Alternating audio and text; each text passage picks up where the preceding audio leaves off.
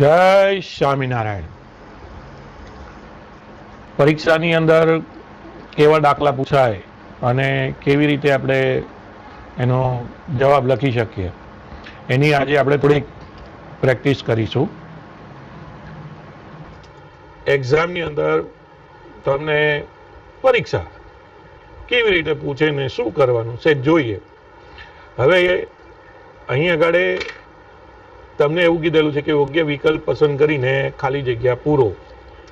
હવે એમાં આ પહેલી જ ખાલી જગ્યા છે, એમાં 32 ની કંઈક 2 પંચમાંશ ઘાત કીધેલી છે. 32 એટલે 2 ની 5 ઘાત અને એના ઉપર 2 પંચમાંશ ઘાત.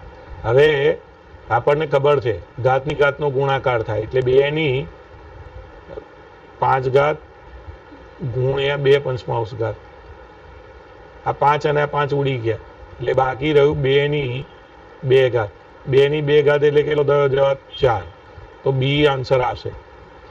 હવે અહીં આગળ પૂર્ણવર્ગ તફાવતની રીત એટલે વર્ગમૂળમાં 3 એનો વર્ગ ઓછા વર્ગમૂળમાં 2 એનો વર્ગ. હવે વર્ગ અને વર્ગમૂળ નીકળી જાય એટલે 3. આ રીતે વર્ગ અને વર્ગમૂળ નીકળી ગયા એટલે 2. 3 માંથી 2 જાય એટલે 1. એટલે આનો જવાબ આવશે સી. હવે આ ખાલી જગ્યા બહુ સરસ છે. તમને પી ઓફ 2 ઇઝ ઇક્વલ ટુ 0 આપી દીધેલું છે અને પી ઓફ એક્સ નો કોઈ એક અવયવ કીધેલો છે. હવે પી ઓફ 2 ઇઝ ઇક્વલ ટુ 0 એનો મતલબ એવો થયો કે એક્સ બરાબર 2. હવે એક્સ બરાબર 2 હોય તો આ 2 ને આપણે આ બાજુ લઈ જઈએ એટલે એક્સ ઓછા 2 ઇઝ ઇક્વલ ટુ 0 થયો. તો આ એક્સ ઓછા 2 એ એનો અવયવ કહેવાય એટલે બી જવાબ આવે. હવે આ તો એકદમ સહેલામ સહેલી ઘાત છે કે બહુપદીની ઘાત કેટલી, તો બહુપદીની સૌથી વધારે ઘાત કેટલી છે? 3 છે. તો એનો જવાબ 3 આવે. હવે અહીંયા આગળ શું કે છે? એક સમતોલ પાસાને એક વખત ઉછાળવાના. એક સમતોલ પાસાને એક વખત ઉછાળીએ એટલે અંકો કયા મળે? 1 2 3 4 5 અને 6. એમાંથી સોરી યુગ્મ અંકો એટલે 2 4 અને 6. તો પ્રોબેબિલિટી ઓફ એ બરાબર જે પરિણામ મળે એ 6 ભાગ્યા કુલ પરિણામ 3 દુની 6 એટલે 1/2 જવાબ આવે. તો આનો જવાબ એ આવશે. સારું. હવે તમને અહીં આગળ કીધેલું છે કે સંખ્યા રેખા ઉપર વર્ગમૂળમાં 3 દર્શાવો. તો આના માટેનો એક આખો વિડીયો મૂકેલો છે મેં, તમે જોઈ લેજો. આપણી ચેનલ ઉપર જ છે અને એની અંદર તમને અસમય સંખ્યાને આપણે કેવી રીતે સંખ્યા રેખા ઉપર દર્શાવીએ તે દર્શાવેલું છે. અથવા તો એની જગ્યાએ આપણને એવું કીધેલું છે કે સાદુરૂપ આપો. તો આપણે અહીંયા આગળ સાદુરૂપ આપી દઈએ કે વર્ગમૂળમાં 5 વત્તા વર્ગમૂળમાં 2 આખા કૌંસનો વર્ગ છે. તો આ પૂર્ણ વર્ગની રીત આવી. પૂર્ણ વર્ગની રીત એટલે પહેલી સંખ્યાનો વર્ગ એટલે વર્ગમૂળમાં 5 છે એનો વર્ગ. પછી વચ્ચે જે ચિહ્ન હોય એનું એ ચિહ્ન કરવાનું. આપણે અહીં વત્તા છે એટલે વત્તા. 2 નિયમના પહેલી સંખ્યા એટલે વર્ગમૂળમાં 5, બીજી સંખ્યા એટલે વર્ગમૂળમાં 2 વત્તા બીજી સંખ્યાનો વર્ગ એટલે વર્ગમૂળમાં 2 નો વર્ગ. હવે આ વર્ગમૂળ અને આ વર્ગ નીકળી ગયા એટલે ખાલી 5 વત્તા 2. હવે વર્ગમૂળની અંદર જે સંખ્યા હોય એનો ગુણાકાર થઈ જાય એટલે 5 દુની 10, પણ વર્ગમૂળમાં 5 દુની 10 લખવાના વત્તા આ વર્ગમૂળ અને આ વર્ગ નીકળી ગયા એટલે 2. તો 5 ને 2 કેટલા થશે? 7 વત્તા 2 વર્ગમૂળમાં 10. આ જવાબ આવે. સારું. તમને શું કહે છે? આપેલી સંખ્યાના છેદનું સમયીકરણ કરવાનું છે. સારું. તો આપણે પહેલો દાખલો જોઈએ. સમયીકરણ કરવા માટે 1 ના છેદમાં વર્ગમૂળમાં 7 ઓછા વર્ગમૂળમાં 6. હવે શું કરવાનું? તો કે જે અંશ અને છેદમાં સમયકારક અવયવ વડે ગુણી નાખવાના. આ વર્ગમૂળમાં 7 ઓછા વર્ગમૂળમાં 6 નો સમયકારક અવયવ શું થાય? વર્ગમૂળમાં 7 વત્તા વર્ગમૂળમાં 6. જે છેદમાં લખ્યું એ અંશમાં લખી નાખીએ. વર્ગમૂળમાં 7 વત્તા વર્ગમૂળમાં 6. સમયકારક અવયવ એટલે ખાલી ચિહ્ન જ બદલવાનું. હવે ઉપરનો અંશનો ગુણાકાર એટલે 1 ગુણ્યા કોઈ પણ સંખ્યા કરે એટલે એનું એ જ વર્ગમૂળમાં 7 વત્તા વર્ગમૂળમાં 6 અને છેદમાં હવે અહીં ખાલી ચિહ્નનો જ ફેર છે એટલે પૂર્ણવર્ગ તફાવતની રીત પ્રમાણે વર્ગમૂળમાં 7 નો વર્ગ ઓછા વર્ગમૂળમાં 6 નો વર્ગ. વર્ગમૂળમાં 7 વત્તા વર્ગમૂળમાં 6 છેદમાં વર્ગમૂળ અને વર્ગ નીકળી ગયા એટલે 7 એકલા વચ્ચે ઓછા વર્ગમૂળ અને વર્ગ નીકળી ગયા એટલે 6 એકલા તો વર્ગમૂળમાં 7 વત્તા વર્ગમૂળમાં 6 આપણે છેદમાં 7 ઓછા 1 લખતા નથી એટલા માટે. સારું, હવે બીજો દાખલો શું કહે છે આપણને? 1 છેદમાં વર્ગમૂળમાં 5 વત્તા વર્ગમૂળમાં 2. ચલો આનો સમયકારક અવયવ શું થશે બોલો તો? વર્ગમૂળમાં 5 ઓછા વર્ગમૂળમાં 2 છેદમાં મૂક્યા એને જ અંશમાં મૂકી દેવાના એટલે વર્ગમૂળમાં 5 ઓછા વર્ગમૂળમાં 2. હવે અંશનો ગુણાકાર છેદનો ગુણાકાર 1 ગુણ્યા કોઈ પણ સંખ્યા એટલે એની જ એટલે કઈ સંખ્યા? વર્ગમૂળમાં 5 ઓછા વર્ગમૂળમાં 2. છેદની અંદર આ વર્ગ પૂર્ણ વર્ગ તફાવતની રીત એટલે વર્ગમૂળમાં 5 નો વર્ગ ઓછા વર્ગમૂળમાં 2 નો વર્ગ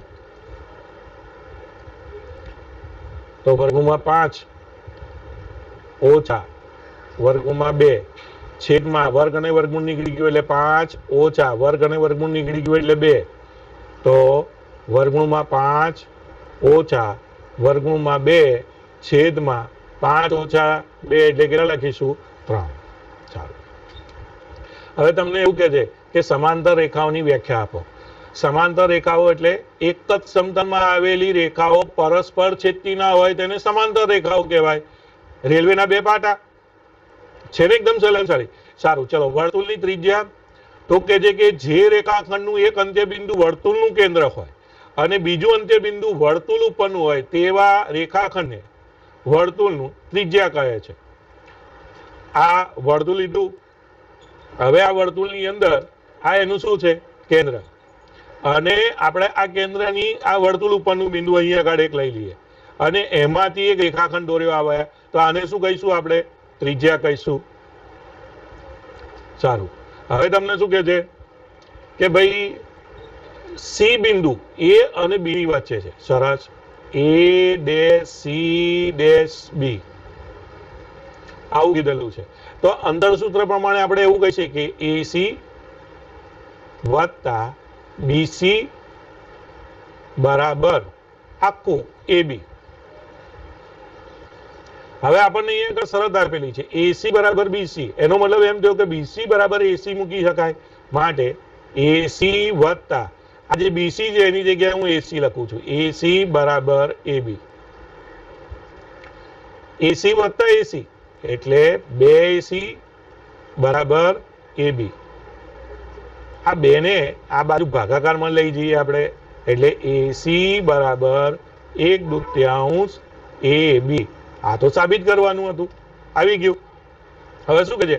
આકૃતિ દોરી સ્પષ્ટ કરો. એટલે તમારે શું કરવાનું? પહેલા એક રેખાખંડ બનાવવાનો, એને નામ આપી દેવાનું AC. હવે આ તમે જેટલા માપનો રેખાખંડ બનાવ્યો હોય એટલો જ રેખાખંડ બીજો બનાવવાનો અને અહીં આગળ નામ આપી દેવાનું 2 અને આ એનું શું થઈ ગયું? મધ્ય બિંદુ થઈ ગયું. આ રીતે ફૂટપટ્ટીથી તમારે માપીને માપ લેવાનું છે. હવે શું કહે છે? એક ક્રિકેટ ટીમમાં એક સ્ત્રી ખેલાડી 30 બોલમાં 6 વાર દડાને ક્ષેત્ર રેખાની એટલે કે બાઉન્ડ્રીની બહાર મોકલે છે. ચોક્કો કે છક્કો મારે ભાઈ, બરાબર. તો પ્રયોગના તમામ શક્ય પરિણામો કેટલા? એ કેટલા બોલ રમ્યા છે? તો 30 બોલ રમ્યા છે એટલે આપણે 30 લખી નાખીએ. હવે આપણે શું શોધવાનું છે? દડાને ક્ષેત્ર રેખાની બહાર ન મોકલે એની સંભાવના. તો આપણે ધારી લઈએ કે ઘટના ઈ કે ભાઈ દડો ક્ષેત્ર રેખાની બહાર જતો નથી. સારું, તો ઘટના ઈના પરિણામો કેટલા થશે?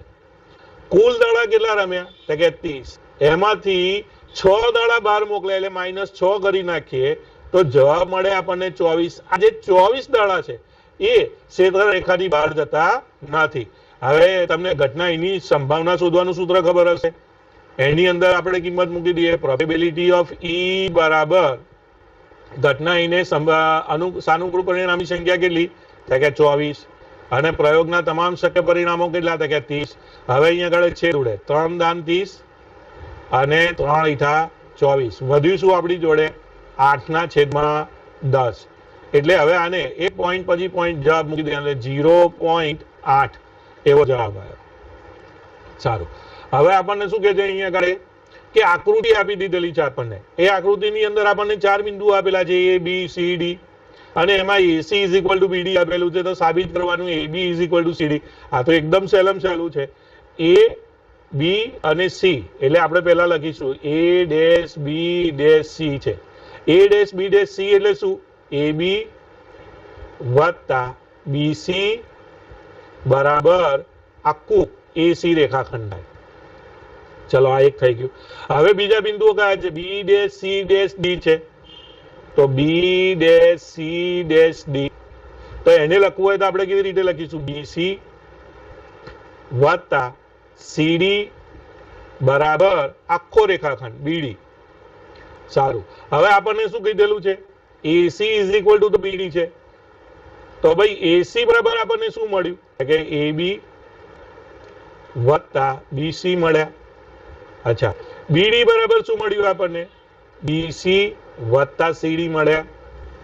હવે આ બાજુ અહીંયા પણ BC છે અને અહીંયા પણ BC છે. આ BC ઉડી ગયા. તો બાકી શું રહ્યું? AB બરાબર CD રહ્યું. તો આ જ સાબિત કરવાનું હતું. આવી ગયું. સારું. હવે તમને અહીંયા આગળ એવું કહે છે કે બિયારણની 5 થેલી પૈકી દરેકમાં 50 બીજ પસંદ કરેલા છે. એટલે થેલીની સંખ્યા આપેલી છે આપણને 5 અને થેલીમાંના 40 બીજ. એનો મતલબ એવો થયો કે અહીં આગળ બીજની વાત નથી, થેલીની વાત કરાય છે. એટલે પ્રયોગના શક્ય પરિણામો કેટલા? તો કહે છે કે 5 થેલી થશે. સારું. આપણને પહેલું કહે છે કે થેલીમાંના 40 બીજથી વધુ હોય એટલે ઘટના એ લઈએ. થેલીમાં ભાઈ 40 બીજથી વધુ હોય. હવે ઘટના એના સાનુકૂળ પરિણામો કેટલા? 40 થી વધુ હોય એટલે 40 નહીં લેવાના, 48 એટલે 1, 42 એટલે 2, આ નહીં લેવાના, 41. કેટલા મળે આપણને? 3 મળે. હવે ઘટના એ શોધવા માટેનું આપણે સંભાવનાનું જે સૂત્ર છે એવું મૂકી દીધું. હવે probability of A is equal to ઘટના એના સાનુકૂળ પરિણામોની સંખ્યા કેટલી? તો કે 3. પ્રયોગના તમામ શક્ય પરિણામો કેટલા? તો કે 5. હવે આનો છેદ ઉડાડવાનો. તો ભાગાકાર કરવાની જગ્યાએ ગુણાકાર કરીએ. અંશ અને છેદમાં 2 વડે ગુણી નાખ્યા મેં.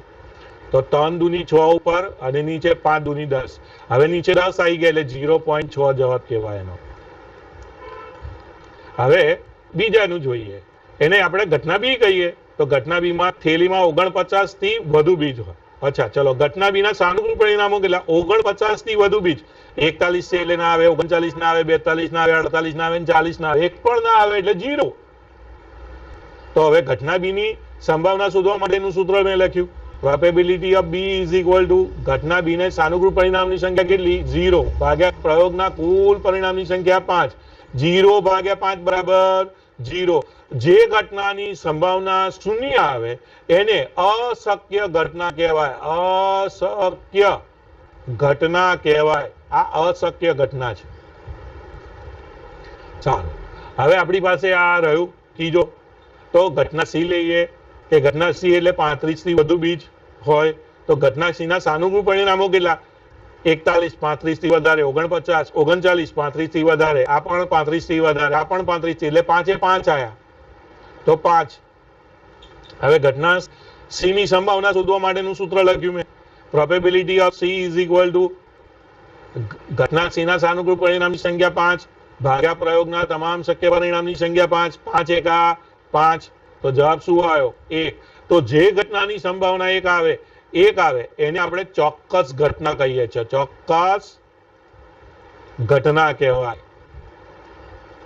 આ ચોક્કસ ઘટના છે, આ અશક્ય ઘટના છે. એટલા માટે જ આ દાખલો પૂછેલો છે. ચલો, સરસ. હવે આ પહેલો અવયવ પાડવાનું તમને કહે છે. તમારી ચોપડીમાં પાન નંબર 44, આ પાન નંબર પાઠ્યપુસ્તકનું 44 છે. એની અંદર તમને એક નિત્યાસમ આપેલો છે, 8મા નંબરનો નિત્યાસમ. એ નિત્યાસમ કંઈક આવો છે: A નો ઘન વત્તા B નો ઘન વત્તા C નો ઘન ઓછા 3ABC બરાબર, એનો જવાબ આવે પહેલા કૌંસમાં A વર્ગ વત્તા B વર્ગ વત્તા C વર્ગ ઓછા AB ઓછા BC ઓછા CA અને બીજા કૌંસની અંદર a વત્તા b વત્તા c આવું આવે.